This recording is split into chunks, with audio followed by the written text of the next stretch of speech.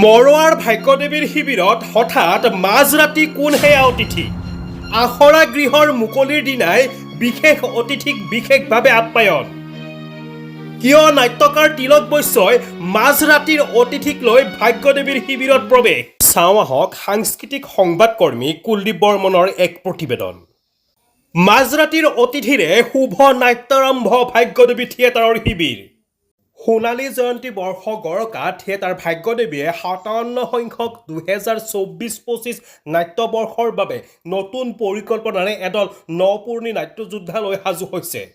সুস্থ সবল নাট উপহাৰ দি অহা থিয়েটাৰ ভাগ্যদেৱীয়ে চলিত নাট্যবৰ্ষৰ বাবে ৩জন বিশিষ্ট নাট্যকাৰৰ ৩খন ভিন্ন স্বাদৰ নাটক লৈ সাজু হৈছে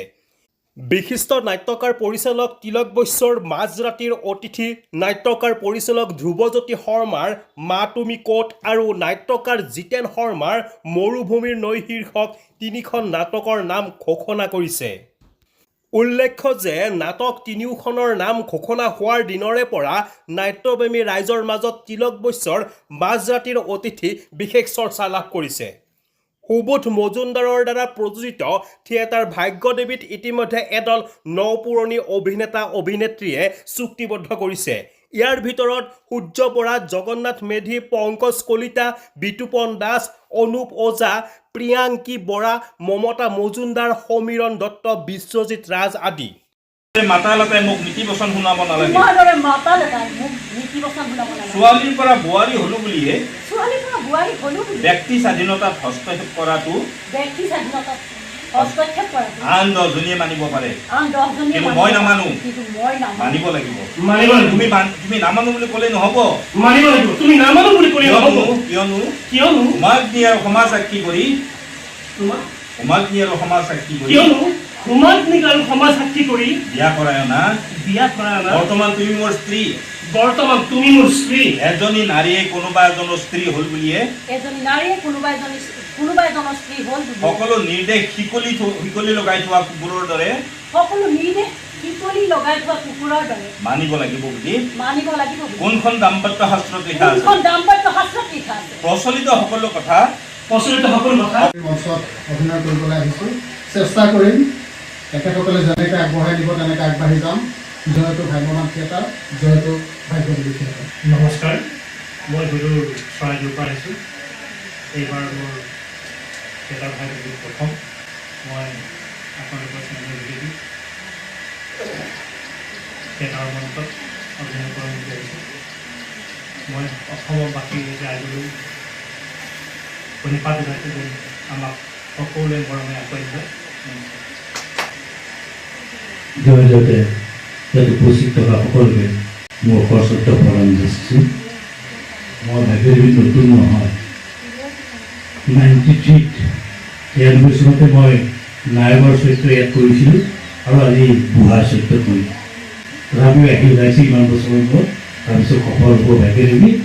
মোৰ সেই কামনা থাকিল নমস্কাৰ মোৰ নাম ৰাজেশ খান মোৰ নলবাৰী টাউনতে ঘৰ যোৱাবাৰ মই ভাগ্যদেৱী থিয়েটাৰত আহিছিলোঁ আৰু এইবাৰ ইয়াত থাকিম বুলি ভাবিছোঁ নমস্কাৰ মোৰ নাম জিতেন ডেকা মই ভাগ্যদেৱীত